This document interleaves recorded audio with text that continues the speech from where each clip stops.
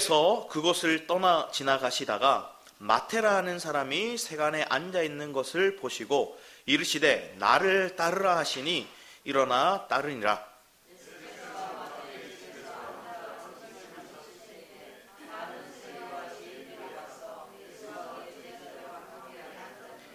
바리새인들이 보고 그의 제자들에게 이르되 어찌하여 너희 선생은 세리와 죄인들과 함께 잡수시냐?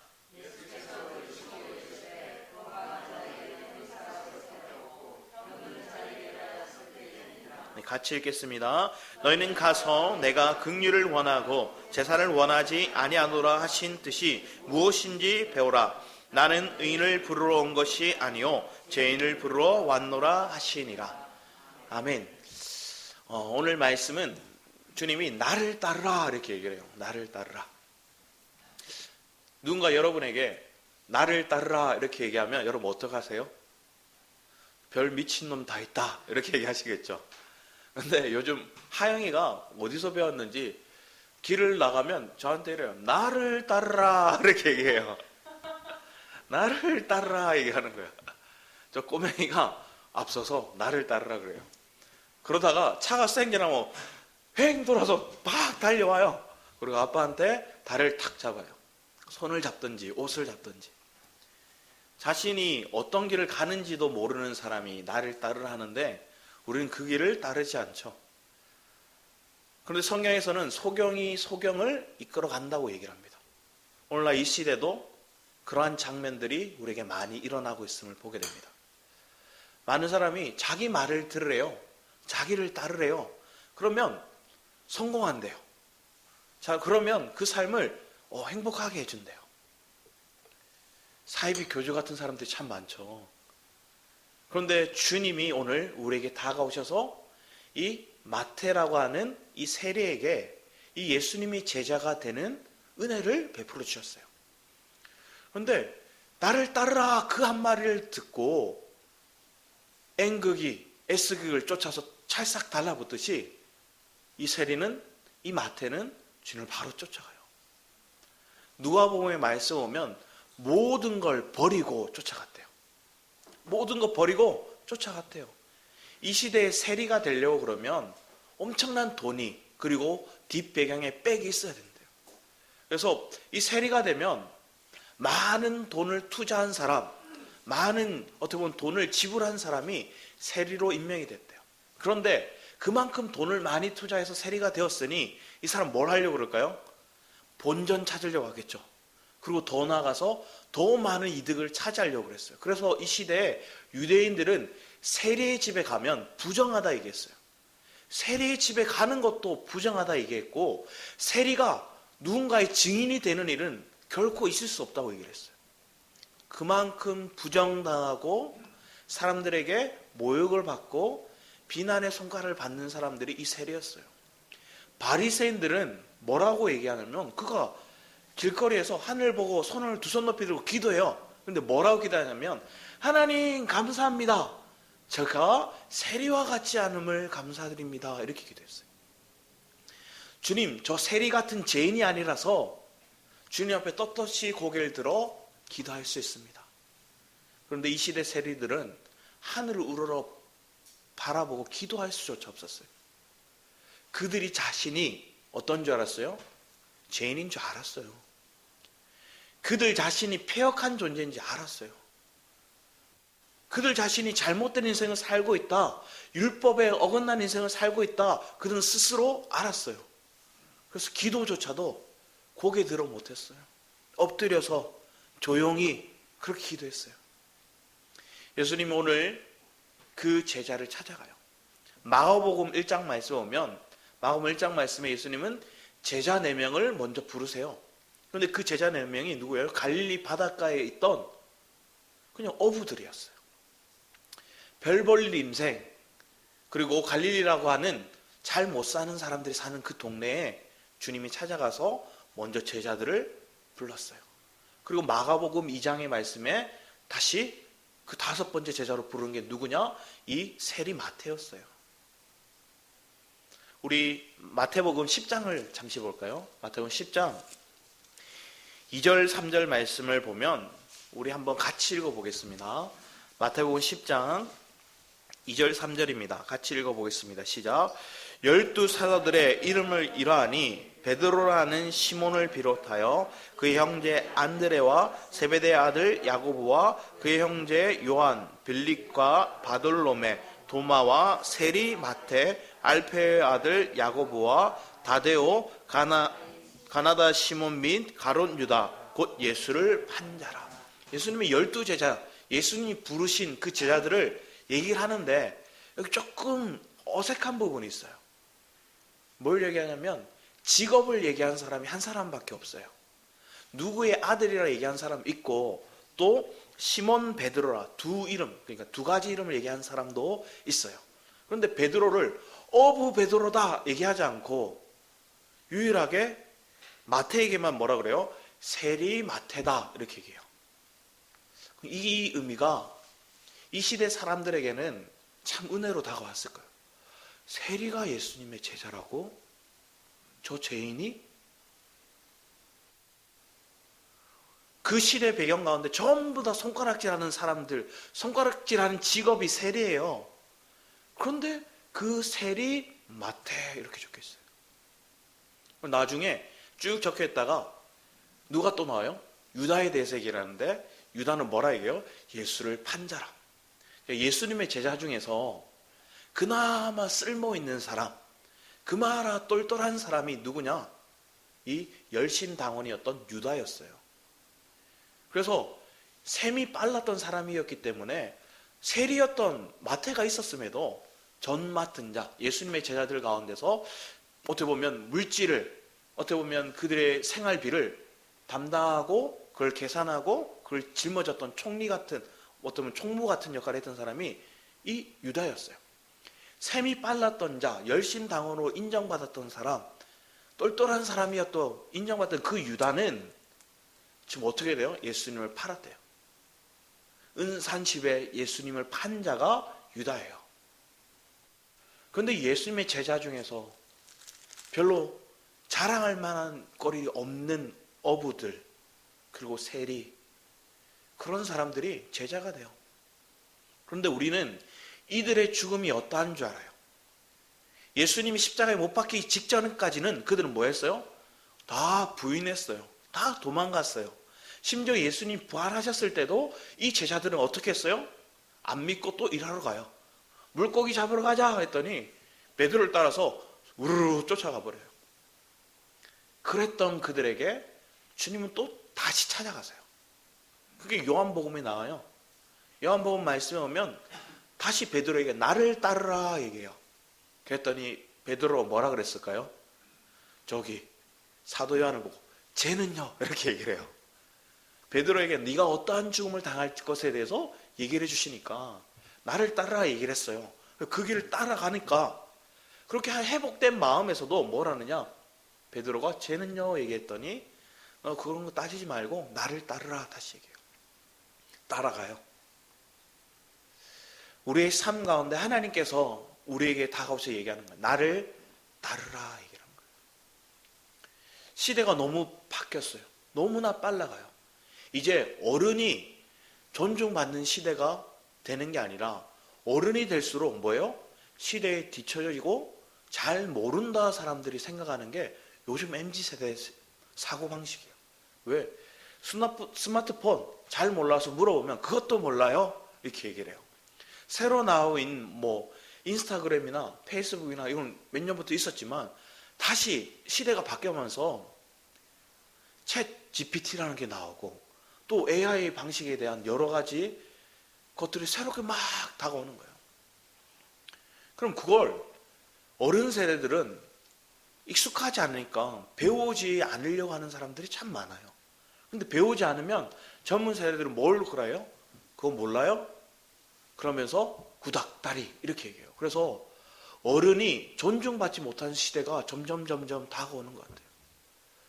어른이 되고 그리고 어른에게서 뭘 배워요? 그들의 삶을 배우고 그들에게 풍부한 어떤 지식들을 그들이 전가받는 것들이 어른들이 밑에 후세대에게 주는 어떤 영향력이었어요. 그런데 지금 젊은 세대들은 뭐예요? 검색하면 부모 세대들보다 더 잘 가르쳐줘요. 검색하면 더 빨리 알 수 있어요. 그러니까 쫓아가지 않으려고 그래요. 저도 잘 모르고 있다가 최근에 이게 챗 GPT라는 것들에서 들었어요. 이게 여러분들 처음 들으시는 분도 있겠지만 어떤 거냐면 이제 상담을 하러 가지 않아도 되고 고소장을 준비하러 어떻게 보면 변호사를 찾아가지 않아도 된대요. 왜 그러냐? 이 챗 GPT에 검색해서 내가 어떤 문제로 고소장을 만들려고 해 이렇게 치면 얘가 그걸 해서 고소장을 만들어줘요. 내가 에세이를 쓰려고 그래. 에세이를 만들어줘요. 내가 원하는 걸 얘가 대화형 AI라고 얘기하거든요. 그래서 내가 얘한테 질문하면 얘가 답을 줘요. 이제 선생님이 또 필요 없어요. 영어 공부를 하는데 얘한테 막 물어봐요. 그럼 얘가 영어 공부를 같이 해줘요. 대화를 하면서. 이게 무궁무진하게 우리에게 바뀔 AI 시대로 우리에게 다가온 대화형 AI로 우리에게 친밀하게 다가온 거예요. 옛날에 AI는 뭐였어요? 그냥 이세돌이랑 바둑 두던 AI 이 정도 생각해요. AI 알파고 바둑 둬서 인간이 지네 이제? 큰일 났다? 그런데 우리의 삶에 밀접하게 다가온 AI는 아니었어요. 근데 이제 챗 GPT라 얘기하고 또 구글에서 만든 AI, 대화형 AI가 계속 만들어지니까 이들이 뭘 얘기하냐면 많은 데이터를 얘들이 학습해요. 얘들이 우리 대신에 다 공부하는 거예요. 지식을 축적해 놓는 거예요. 그래서 내가 질문만 잘하면, 질문을 제대로 하면 얘가 모든 답을 주는 거예요. 그러니까 이런 시대를 살아가고 있을 때 우리는 분별력이 있어야 되잖아요. 얘가 정말 제대로 된 걸 얘기하느냐? 아니면 이것들이 맞는가? 어떤 목사님은 이 챗 GPT에다가 기도문 작성해줘 했더니 기도문을 작성해줘요. 그리고 창세기 1장 말씀으로 말씀 설교문 만들어줘 했더니 설교문을 쫙 1대지 2대지에서 쫙 만들어줘요. 그런데 이 목사님이 놀랐어요. 왜? 자기가 쓴 것보다 더 잘 쓰는 거예요. AI가 이제 컴퓨터에다가 아니면 핸드폰에다가 검색만 했는데 얘가 더 많은 정보를, 더 구체적인 정보를 내가 지금까지 공부하고 배웠던 것보다 더 대단한 걸 만들어내니까 소름이 돋더래요. 저도 해봤어요. 깜짝 놀랐어요. 이걸로 이제 돈벌이를 하는 세대가 왔어요. 이제 블로거들이 막 글을 쓰잖아요. 자기가 막 자료를 찾아서 글을 쓰는데 이제 그 자료를 안 찾고 얘한테 이렇게 물어봐요. 우리나라 3대 그 음식이 뭐야? 그러면 그 3대 음식에 맞게끔 막 정보를 찾아줘요. 그럼 이걸 퍼다가 연결해 놓으면 자기 블로그 글이 올라가요. 그럼 사람들이 그걸 보겠죠. 자기가 쓴 것보다 잘 썼대요. 그러면서 시대를 바라보면서 이걸 이제 모르면 다음 세대의 먹거리 수단들이 달라지겠구나 할 정도로 사람들은 지금 IT 문화를 접한 사람들은 이걸 막 열심히 하려고 그러는 거예요. 한마디로 말하면 스마트폰이 처음 나왔을 때는 젊은 층만 했어요. 그런데 지금은 90% 이상 해요. 우리나라는. 어른들도 다 스마트폰 가지고 있어요. 그리고 카톡 아니면 스마트 뱅킹 이 정도 해요. 근데 그 시대가 이제 다가와서 더 구체적으로 이 AI가 우리에게 와서 많은 질문하게 선생이 되기도 하고 상담가가 되기도 하고 내 친구가 되기도 한대요. 내가 외로워서 내 친구한테 내 말 안 들어주는데 얘는 상냥하게 내 말 들어줘요. 상냥하게 나 상담해줘요. 내 아픔을 위로해 주는 것 같대요. 이제 집에 애완동물 왜 키워요? 집에 들어갔더니 내 자녀도 모른 척하고 내 배우자도 모른 척하는데 저 강아지 고양이만 나에게 달려서 꼬리를 막 흔드니까 그게 좋아서 사람들 애완동물 키우잖아요. 근데 애완동물은 대화가 잘 안 돼요. 그런데 이 AI는, 대화형 AI는 내가 묻고 걔가 답해주고 이런 시대로 바뀌어가요. 어떤 자료에 보니까 지금 시대 가운데 우리나라가 0.7%대예요. 그러니까 그러니까 한 가정에 두 사람이 결혼해서 자녀를 낳는데 몇 명 낳느냐? 0.78 정도 낳는데요. 극심한 문제래요. 그런데 이 문제가 우리나라의 문제만 아니라 다른 나라도 그렇대요. 선진국들, 미국, 그리고 다른 호주, 일본 우리보다 더 앞서서 그런 문제가 있었죠. 인구 절벽의 문제들이 계속 다가오는데 거기에 제일 빨리 반응하는 나라가 우리나라래요. 0.7%. 끔찍한 구조죠. 근데 이렇게 된 이유를 일본을 통해서 조사를 해보니까 더 이상 젊은이들이 연애를 하지 않는데요. 왜 연애하지 않느냐? 감정 소모하기 싫고 내 물질 쓰기 싫고 그냥 혼자 있어도 괜찮다는 거예요. 그래서 컴퓨터나 게임이나 아니면 성적인 그런 인터넷 음란물을 통해서 해소한다는 거예요. 그래서 데이트를 하지 않고 연애를 하지 않고 이런 문제를 도출해내더라고요. 그런데 우리나라의 더 구체적인 모습 가운데 살펴보면 우리의 어떤 마음을 가지고 있을까요? 내가 도태된 것 같은 거예요. 젊은이들이. 도태되었다는 마음이 있으니까 내가 뭔가 책임지려고 하지 않는 마음들이 우리 안에 있어요. 어른 세대들은, 우리 부모 세대들은 달랐어요. 어려울수록 더 하나 되어서 뭐 월세방에 살더라도 결혼해서 이겨나가보자 이런 생각들이 있었는데 지금 시대는 벌써 줄 세우기 문화가 세워진 거예요. 1등부터 쭉 너 몇 등이야. 이미 중학교, 고등학교 때부터 등수로 매겨져요. 그리고 대학을 가요. 대학을 갔더니 뭐를 매겨요? 우리나라 대학 등수가 몇 등인가. 더 나아가서 세계에서 대학 순위가 몇 등인가. 순위를 매겨요.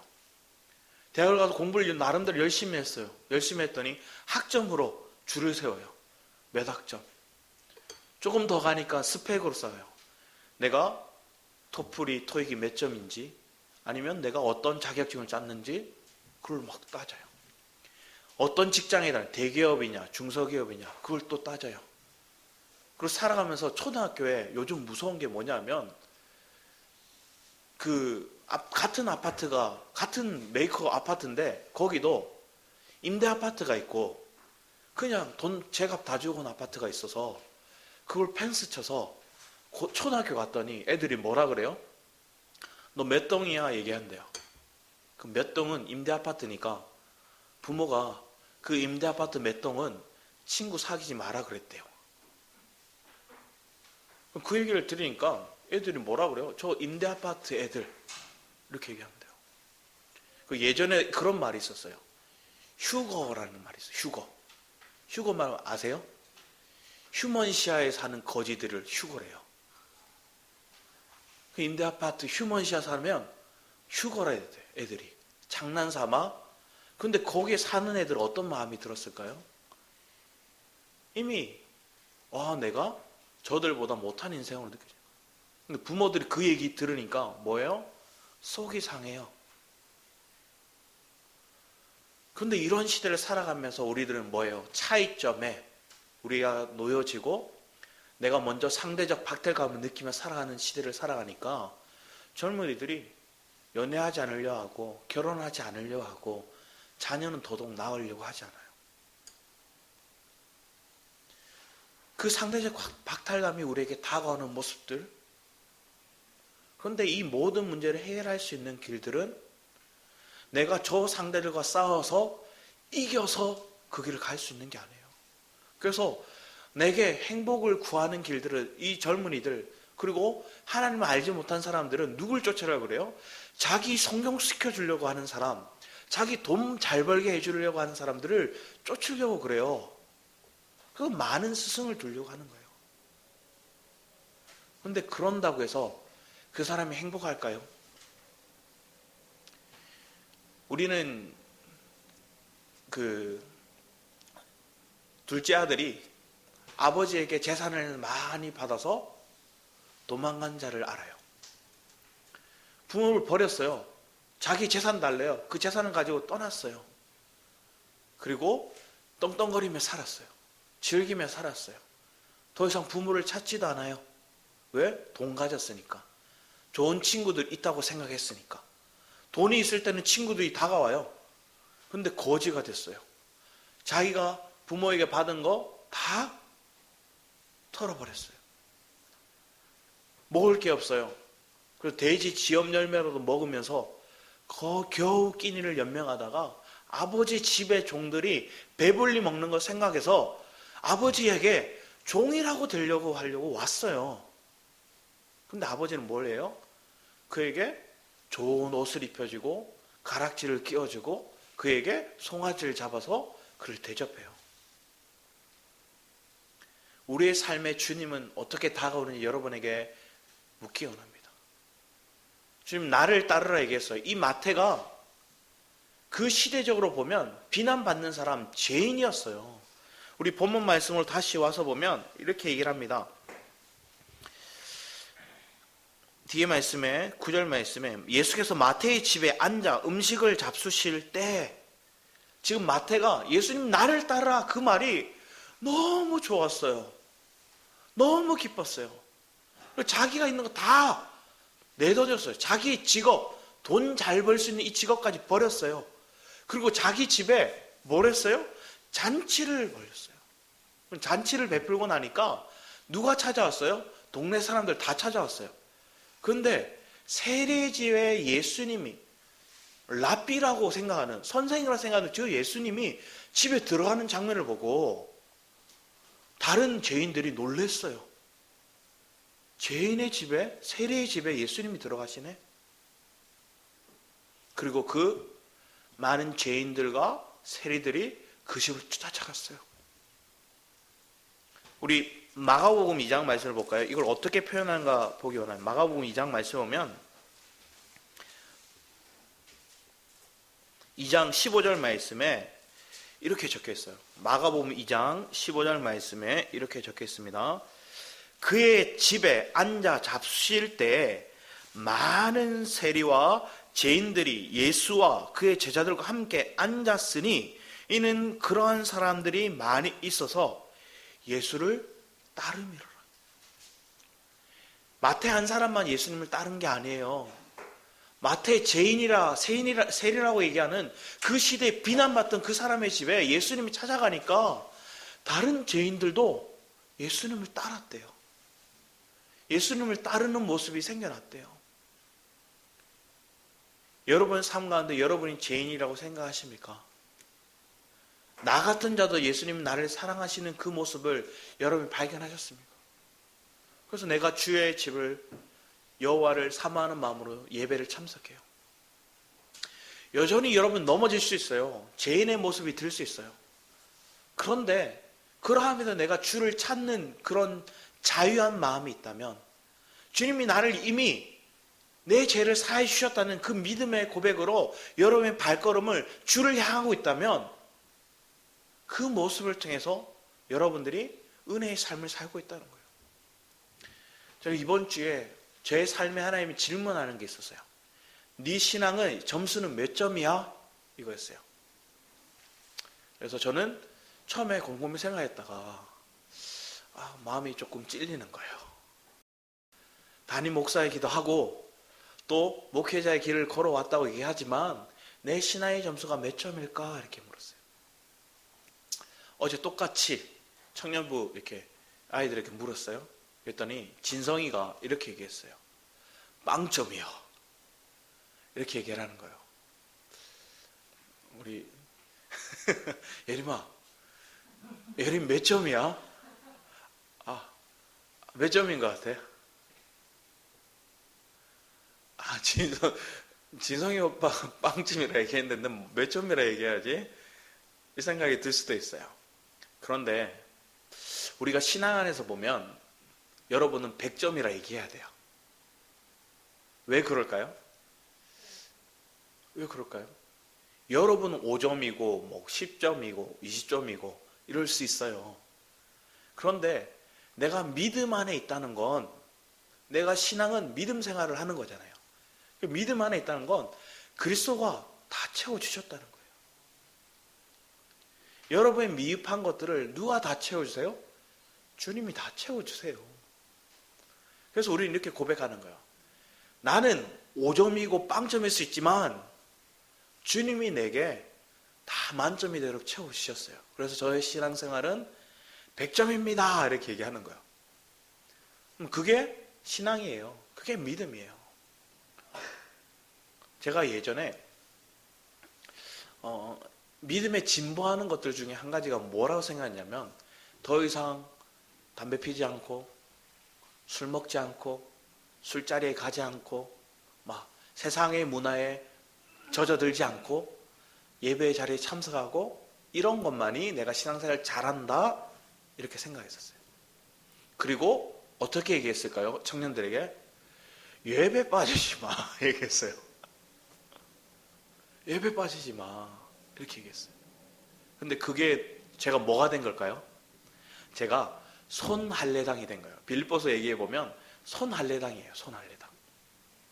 우리 말씀 찾아볼까요? 빌립보서 3장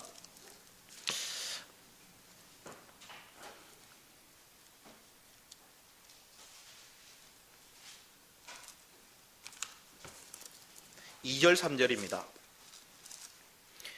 빌립보서 3장 2절 3절 말씀에 오면 같이 한번 읽어볼까요? 시작. 개들을 삼가고 행악한 자들을 삼가고 몸을 상해한 이를 삼가라. 하나님의 성령으로 봉사하며 그리스도 예수로 자랑하고 육체를 신뢰하지 아니하는 우리가 곧 할례파라.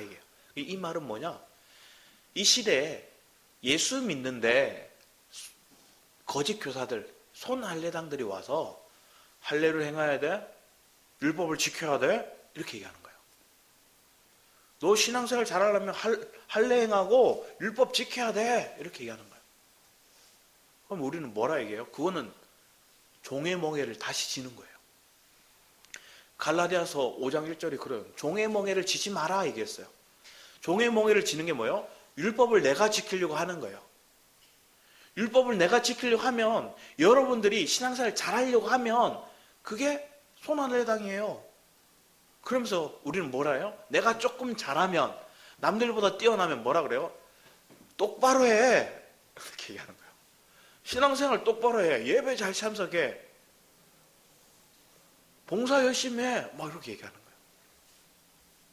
오늘 본문 말씀에 오면 바리새인들이 나와요. 서기관들이 나와요. 그러면서 우리는 금식하는데 당신의 제자들과 당신은 왜 금식 안 합니까? 이렇게 얘기해요. 바리새인들이 그렇게 얘기하는 거예요. 예수님 보고, 예수님 제자들 보고. 예수님에게 직접적인 말로 못해요. 그래서 제자들에게 크게 얘기하는 거예요. 너희들 왜, 우리는 금식하는데 왜 저들과 같이 음식을 먹고 왜 금식 안 하느냐? 우리는 금식한다. 세례 요한의 제자들도 금식한다. 너희들 왜 금식 안 해? 이렇게 얘기해요. 제자들이 답을 못해요. 왜? 자기들도 그게 맞는 것처럼 느껴졌는지도 모르겠어요. 왜? 다 알지 못하니까. 예수님이 대신 답해 주세요. 잔치 자리에 신랑이 함께 있을 때는 잔치하고 먹고 누리는 거야. 신랑이 떠날 때가 와. 그때 금식하는 거야. 지금 신랑이신 예수 그리스도가 이 땅에 와서 너희들과 함께 하고 있는데, 먹고 누려야 될 때 너희들 뭐 하고 있느냐? 포장해서 외식하는 모습으로 지금 금식하고 있어. 그건 누림이 아니야. 그건 누리는 삶이 아니야. 자, 오늘날 우리에게 와서 직접적으로 물어볼 수 있는 거예요. 예수 믿으세요 얘기했더니 어떤 분이 이렇게 얘기를 하는 거야. 아, 내 지금 삶이 비루하고, 지금 내 삶이 조금 거짓되고, 지금 내 삶이 죄를 좀 많이 지은 것 같아서 안 가려고 합니다. 나중에 조금 회복되면 갈게요.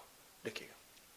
조금 달리 얘기하면, 제가 지난달에 건강검진을 받았어요. 근데 건강검진 받기 전에 원래 작년에 받았어야 되는데 올해 미뤄졌거든요. 지은사람 계속 가라는데 안 갔어요. 왜 안 갔을까요? 좀 더 다이어트하고 좀 더 건강해지면 그러면 건강검진 가려고 제 생각을 가지고 있었어요. 그런데 지은사모가 빨리 가라고 이렇게 얘기를 하는 거예요. 그게 뭘까요? 내가 병원에 다 건강해지면 간다는 말인 거예요. 근데 우리가 병원은 언제 가요? 아플 때 가요. 또 아픈 게 뭔지 드러내기 위해서 가요. 그런데 우리가 내가 건강해지면 가겠다 하는 것들이 무식한 사람이에요. 미련한 사람인가요? 제가 미련해서 좀 더 다이어트하고 좀 더 건강해지면 건강검진 받으러 가겠다 생각한 거예요. 착각이죠. 왜? 작년보다 더 쪘더라고요. 작년에 저희 가족이 하하 패밀리 해가지고 뭐 하윤이 하영이니까 하하 패밀리에서 뭐 이 5가지 목사님이 얘기해 주신 거잖아요. 시간 관리, 물질 관리, 공간 관리 뭐 이런 것들을 가지고 우리 각 가족에 대해서 이렇게 플랜을 짰어요. 짰는데 그게 이루어진 게 별로 없더라고요. 그래서 냉장고에 붙어있던 그 플랜을 뗐어요. 보면서 찔렸거든요. 그래서 최근에 또 집에서 가정 예배를 드리면서 잠언 2장 말씀을 가지고 이렇게 예배를 했어요. 예배를 하면서 마음에 찔리는 게 있었어요. 찔리는 게 뭐냐면 혼내는 거였어요. 매를 들고 이렇게 혼내는 거였어요. 근데 매를 들고 혼낸 게 차 안에 이렇게 찔림이 있었어요. 그래서 예배를 중간에 이거 하인이한테 얘기해야 되겠다, 하영이한테 얘기해야겠다 생각해서 얘기를 했어요. 하영아, 아빠가 내 안에 믿음의 방패를 가지고 주님 주신 마음이 있으면 매로 너를 훈계하기보다 더 이상 오래 기다려주고 품고 얘기했을 텐데 매를 들었어. 그 아빠가 미안해, 아빠도 순간 속아서 그래. 사단이 주는 마음이 속으면 내가 그렇게 막 해. 아빠도 속을 수 있어. 그럴 때마다 아빠한테 믿음의 방패 이렇게 얘기해. 이렇게 얘기했어요. 그랬더니 얘가 기고만장해져서 믿음의 방패. 그랬더니 하윤이가 믿음의 하면 하윤이가 방패, 믿음의 방패 이렇게 얘기하는 거야. 그런 데는 잘 적응해요. 그러면서 그 아이들에게도 얘기해 줬어요. 자, 너희들의 삶에도 믿음의 방패가 필요해. 너희들이 싸우고 싶지 않은데 싸우지. 예배 시간에 뒤에서 소리 안 지르고 싶은데 소리 지르지. 그 왜 그래? 사단이 네 마음 속아서 그래. 그럴 때 어떻게 해야 돼? 믿음의 방패 얘기해. 믿음의 방패. 그랬더니 어떻게 할까요? 또 싸우고 있더라고요. 자기한테는 적용하기 힘들어요. 그런데 옆 사람에게 적용하기는 너무 편한 게 이거예요. 믿음의 방패. 주님이 우리의 마음을 지켜주셔야 여러분 율법적인 사람이 되지 않아요. 판단하는 사람이 되지 않아요. 그런데 나도 모르게 속아요. 수없이 넘어져요. 그러면 그 자신을 보면 어떤 마음이 들어요? 내 자녀에게조차 사랑하지 못하는 내 모습이 찔려요. 아파요. 그래서 내가 신앙생활을 사랑을 주는 신앙생활을 해야 되는데 그러하지 않은 모습에 사단은 바로 참수가 와요. 그럼 내 신앙 점수가 몇 점이 돼요? 빵점이 되는 거예요. 그러면 그 빵점이 된 내 모습으로 주님 앞에 찾아가기가 부끄러워요. 그럼 우리가 뭘 하려고요? 포장하는 거예요. 포장. 내가 좀 더 다른 모습으로 포장하는 거예요. 내가 본질적인 내 마음의 할례가 이루어져서 주님을 찾고 내 죄인됨을 주님 앞에 토해놓고 주님 앞에 해결된 마음으로 주님 앞에 자유된 마음으로 가야 되는데 그게 아니라 거짓으로 포장하는 거예요. 더 많은 예배에 참석했습니다. 성경을 많이 읽었습니다. 아니면 전도를 했습니다. 봉사를 했습니다. 그걸로 포장하는 거예요.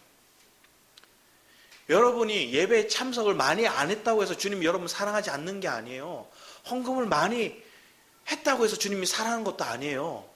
여러분 봉사를 많이 해야지만 주님이 나를 사랑하신다. 그런 게 아니에요.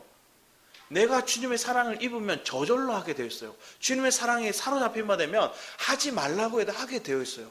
좀 그걸 봤거든요. 자기 꾸미기도 바쁜 애들이 은혜 받으니까 자기들이 예배 공간을 청소해요. 형, 오빠 여기 어떻게 꾸밀까요? 어떻게 치울까요? 스스로 바뀌어요. 은혜 받으니까. 왜 은혜를 받을까요? 내가 주님 앞에 나갈 수 없는 존재라 생각했는데 주님 날 쓰세요. 날 부르세요. 날 사랑한다 얘기하세요. 지금 세리와 죄인들이 그 모습을 발견한 거예요. 근데 바리새인들이 그걸 못 봐요. 왜? 자기가 포장됐거든요. 자기가 포장된 사람은 당신의 신앙의 점수가 몇 점인가 물으면 한 8, 90점 되죠? 이렇게 얘기해요. 그 미련한 사람이에요. 거짓된 사람이에요. 자기 신앙이 90점, 100점 된다 얘기하는 사람들은 거짓된 사람이에요. 근데 100점이 되는데 어떻게 100점이 되는 거예요? 나는 미흡한 점수입니다. 나는 죄인인데 주님이 나를 사로잡아서 나를 이끌어 가시기에 내 인생이 100점 되었어요. 내 인생이 이제 뭐 됐어요? 의인이 되었어요. 나는 죄인이고 나는 어떻게 보면 주님 앞에 거짓된 모습으로, 죄인된 모습으로 난 살아갈 수밖에 없는데 주님이 나를 의인되게 하셨어요. 자, 그러면 이 바리새인들은 자기들 율법 지킨다 얘기하잖아요. 또 앞에서 빌립보서 말씀에서 손할례당이 율법을 지켜야 된다 얘기해요. 의식을 치러야 된다. 절기를 지켜야 된다 얘기해요. 근데 그 절기도 폐하고 하나님께서는 율법도 어떻게 보면 폐하셨어요. 근데 율법이 잘못된 거냐? 율법을 재냐? 아니래요. 율법을 통해서 우리를 뭘 하게 하신 거예요? 우리 로마서 3장 말씀을 보기 원합니다. 로마서 3장 20절 말씀을 볼까요?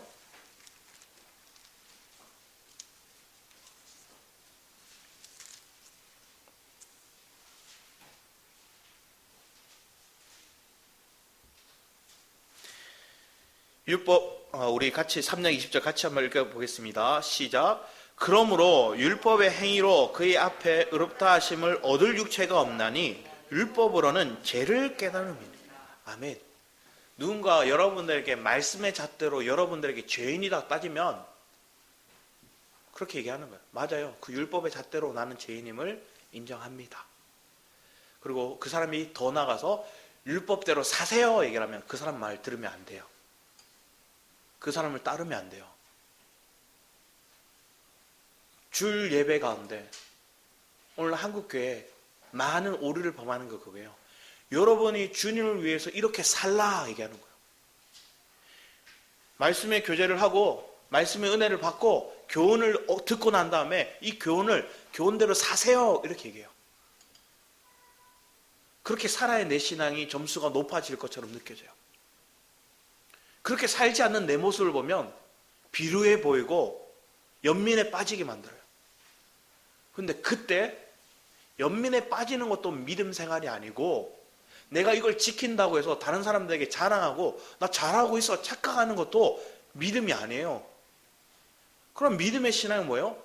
나는 연약해요. 나는 넘어져요. 나는 실패했어요, 주님. 그래서 그리스도가 필요해요.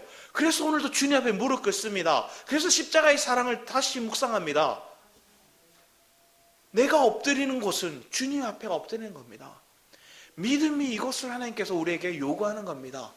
여전히 누군가 내 삶을 지체한다? 그럼 인정해요.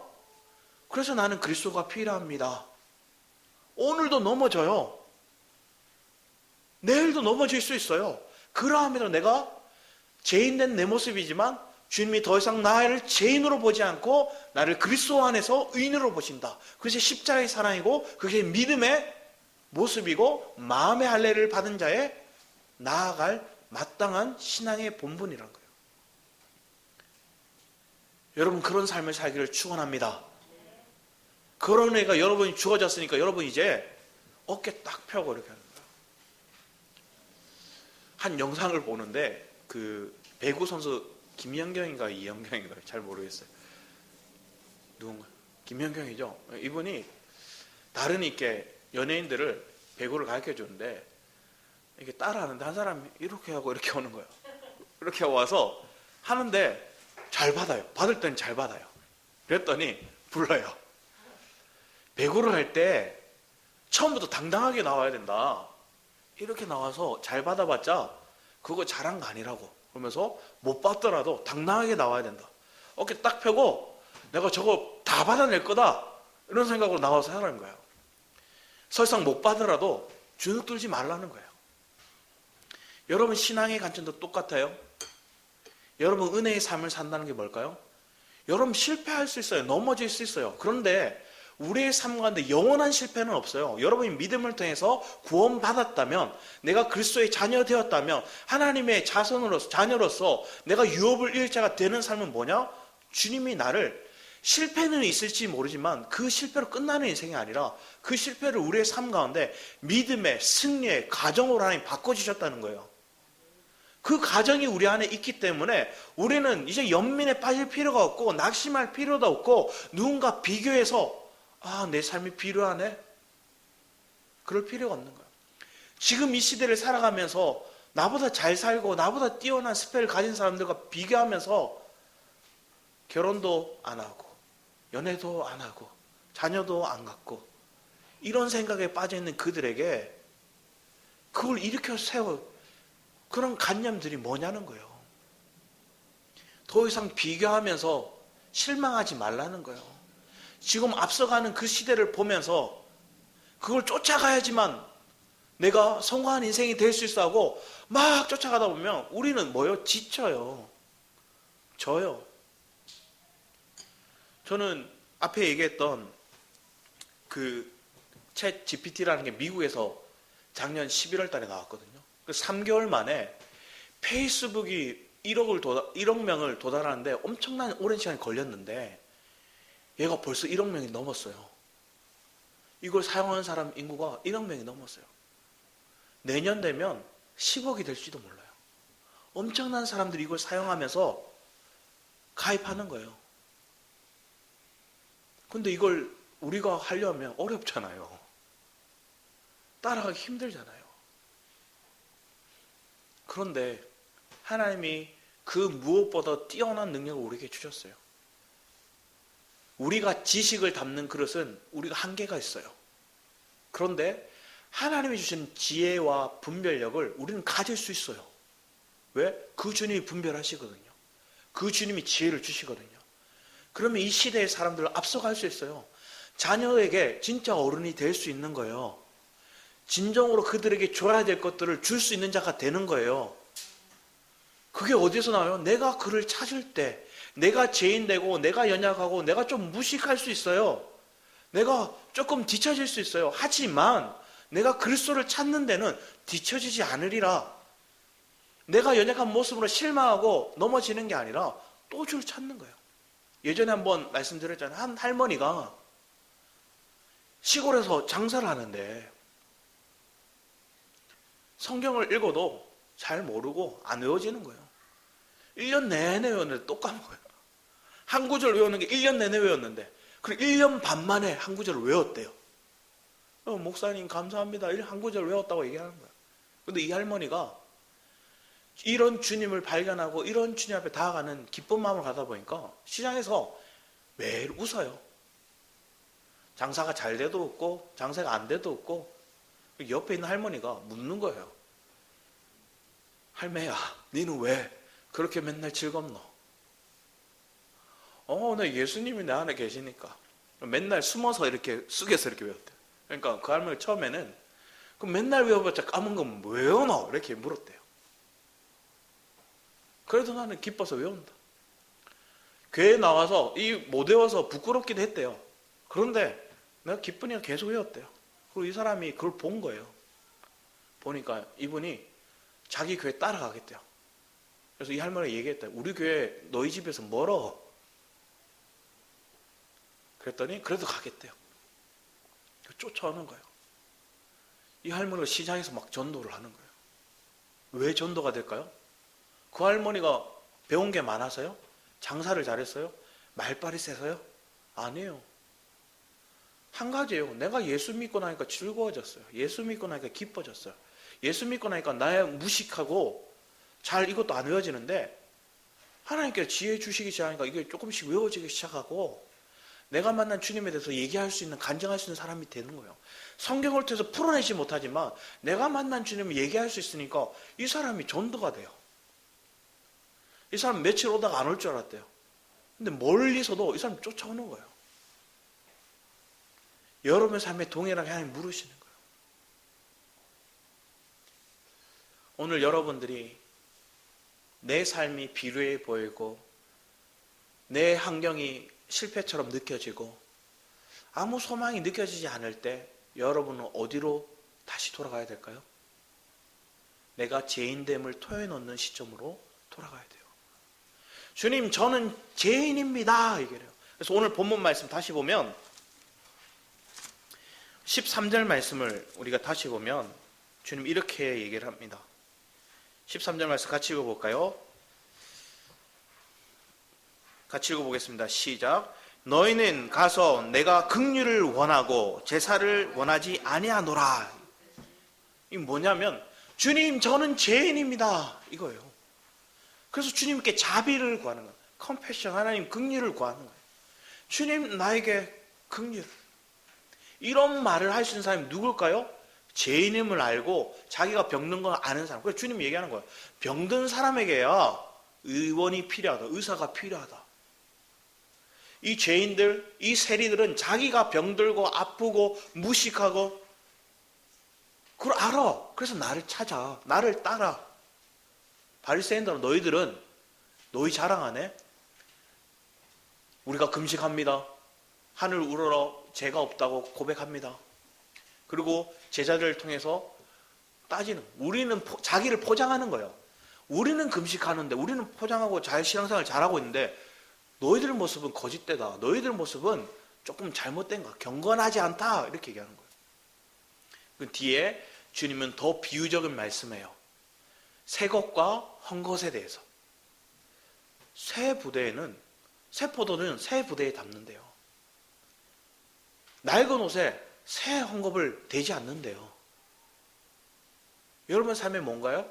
내 육체로 살아가는, 내 자아로 살아가는 삶에 주님이 영으로 살게 하지 않는다는 거예요. 내가 율법대로 살려고 하는데 영을 주시지 않는다는 거예요.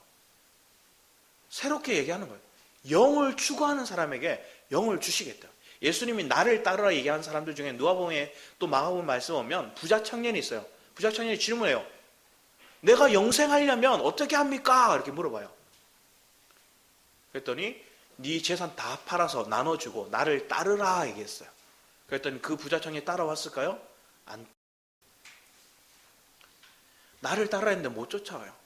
빌립보 3장 말씀에 오면 나중에 후반부에 바울이 그렇게 얘기해요. 나를 본받으라 얘기해요. 제자들에게, 빌립보 교인들에게. 나를 따르고 나를 본받고 그런 믿음의 삶을 살 수 있는 자가 누굴까요?